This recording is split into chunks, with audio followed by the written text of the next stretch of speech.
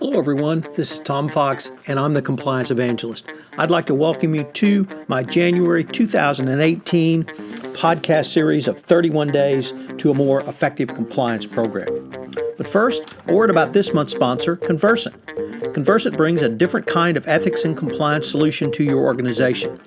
These days, business success demands something different, a corporate culture centered on integrity and ethical behavior.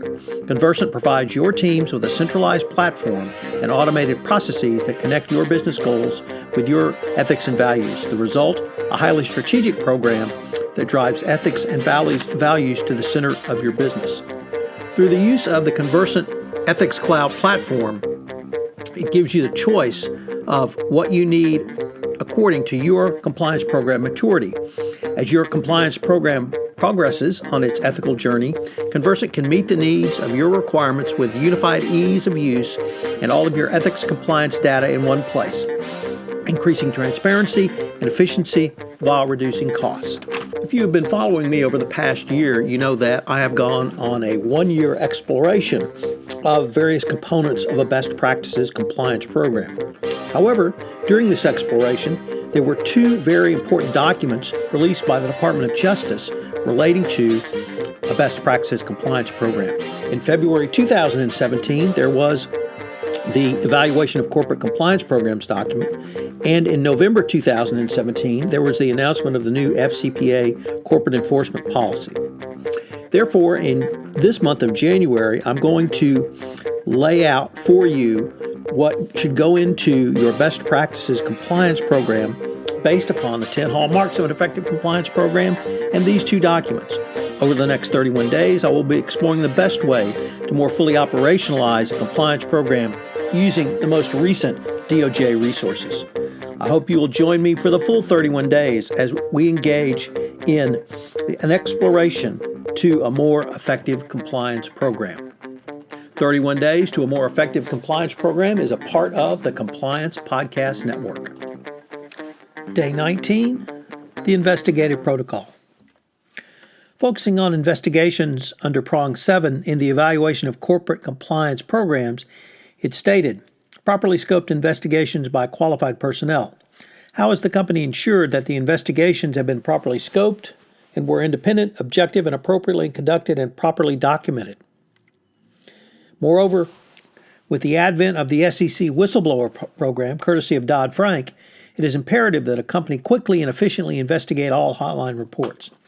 This means you need to have an investigative protocol in place so that the entire compliance function is on the same page and knows what to do. Your company should have a written, detailed procedure for handling complaints or allegations of bribery and corruption, regardless of the means through which they are communicated. The mechanism could include the internal company hotline, anonymous tips, or report directly from the business unit involved. You can make the decision on whether or not to investigate with consultation with other groups in the company, such as the audit committee of the board of directors or the legal department. The head of the business unit in which the claim arose may also be notified that an allegation has been made and that the compliance department will be handling the matter on a go-forward basis. Through the use of such detailed written procedures, you can ensure there is complete transparency on the rights and obligations of all parties once an allegation is made. This allows the compliance department not only to have the flexibility, but also the responsibility to deal with such matters from which it can best assess and then decide on how to manage the matter. Indeed, the SEC considers a variety of factors around giving credit to corporate investigations, including did the management board of directors consist solely of outside directors overseeing the review? Did the company employees or outside persons perform the review? If outside persons, have they done other work for the company? If the review is conducted by outside counsel, has management previously engaged such counsel? How long was the firm's last representation of the company? How often has the law firm represented the company? And how much in legal fees has the company paid? Jay Martin and Jackie Trevino came up with a very interesting investigative protocol, which included 5 steps. Opening and categorizing the case, planning the investigation, executing the investigation plan, determining appropriate follow-up, and closing the case. If you follow this basic protocol, you will be able to work through most investigations in a clear, concise, and cost-effective manner. Furthermore, you should have a report at the end of the day which will stand up to later scrutiny if a regulator comes knocking.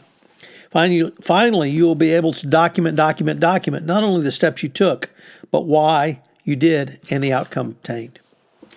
So what are the 5 steps? Well, number 1, opening and categorizing the case. This is the triage step and the first step to categorize a compliance violation. You should notify the relevant individuals, including those on your own investigative team and any senior management members under your notification protocols. After notification, you should assemble your investigative team for preliminary meetings and assessments. This step 1 should be accomplished in 1 to 3 days after the allegation comes into the compliance function, either through your reporting structure or other means. Given the number of ways about violations or potential violations of the FCPA can be communicated to the government, having a robust step in place is an important way a company can separate the wheat from the chaff and bring the right number of resources to bear on a compliance-related problem.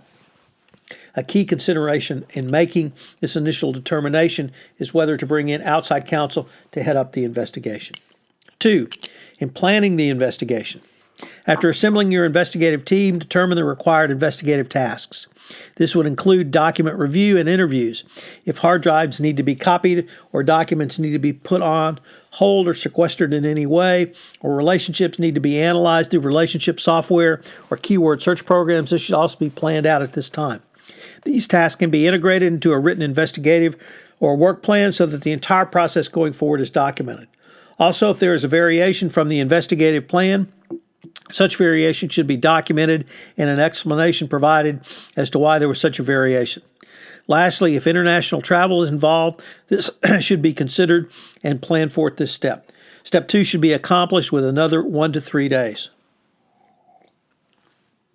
Step 3, executing the investigative plan. Under this step, the investigation should be completed. I would urge that interviews not be affected until all documents are reviewed and ready for use in any interviews.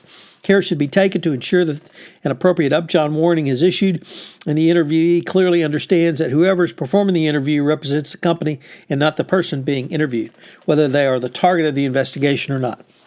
The appropriate steps should also be taken to preserve the attorney-client privilege and work product assertions.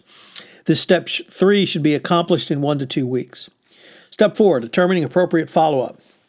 Under this step, the preliminary investigation should be completed and you're ready to move into the final phases. In some investigations, it is relatively easy to determine when the work is essentially complete. For example, if the allegation is both specific and narrow, the investigation reveals a compelling and benign explanation for the conduct alleged, then the investigation typically is complete and you're ready to convene the investigative team and the relevant business unit representatives. This group would decide on appropriate discipline or other actions to take. Step 4 should be accomplished in 1 day to 1 week. It must be cautioned at this step. If there are findings or discrete allegations of bribery and corruption, a decision must be made on how to handle such findings going forward. Step 5, closing the case. Under this final step, communicate the investigative results to the stakeholders and complete the case report. Everything done in the above steps should be documented and stored, either electronically or in hard copy form together. The case report should be completed. The step 5 should be completed in 1 day to 1 week. So what are today's 3 key takeaways? Well, number 1, a written protocol created before an investigation is a key starting point.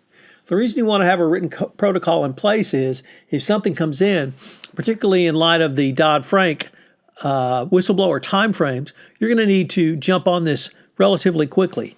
There are also, if there's potential reputational damage to the company, particularly in the form of social media offerings or even worse, the New York Times, the Wall Street Journal, you want to have a clear written protocol and steps ready. 2, create specific steps to follow so there will be full transparency and documentation going forward. This is critical for the government. Not only do they want to see a well-reasoned investigative protocol, but they want to see it documented. They want to see it with transparency. This will also help you with your own employee workforce because it certainly invokes the full fair process doctrine, which requires transparency. And the final point, which is consistency in your approach, is critical. You must be consistent. It's not simply cutting corners or not cutting corners. It's about being consistent if it's a large producer in the United States versus office employees in Brazil. Everyone must be treated the same. This is Tom Fox. I hope you've enjoyed day 19 in my 31 Days to a More Effective Compliance Program series I'm running in January. And I hope you join me tomorrow for day 20, where we discuss responding to investigative findings. This is Tom Fox again. Thank you for listening to this episode of 31 Days to a More Effective Compliance Program, sponsored by Conversant. I hope you will join me tomorrow and indeed for the entire 31 days in January, while I will be exploring the best way to more fully operationalize your compliance program using the most recent resources the Department of Justice has communicated to us, the evaluation of corporate compliance programs, and the new FCPA corporate enforcement policy. This is Tom Fox. Thank you again for listening. 31 Days to a More Effective Compliance Program is a part of the Compliance Podcast Network.